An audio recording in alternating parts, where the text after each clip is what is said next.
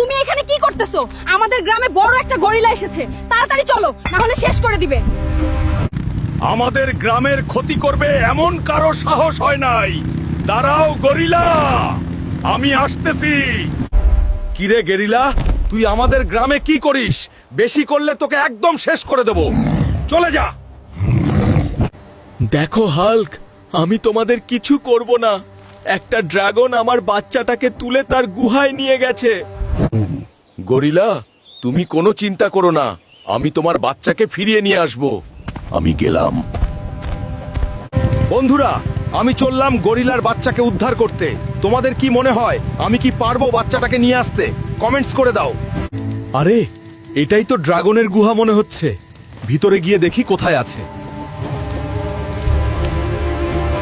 এই তো পেয়ে গেলাম গরিলার বাচ্চাটাকে, কিন্তু এখান থেকে আমি বের হব কিভাবে? ড্রাগনের আওয়াজ শোনা যাচ্ছে। কিরে ড্রাগন, তুই গরিলার বাচ্চাটাকে দিয়ে দে, না হলে তোকে মেরে একদম শেষ করে দিব। মানুষ এত বোকা।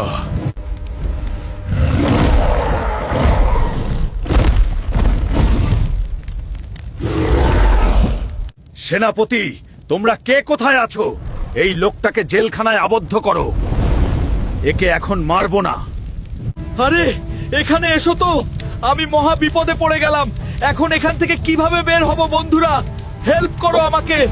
হাল্ক বেস ড্রাগন পর্ব 2 দেখতে চাইলে ভিডিওতে লাইক করে চ্যানেলটা সাবস্ক্রাইব আর পেজটা ফলো করে দাও।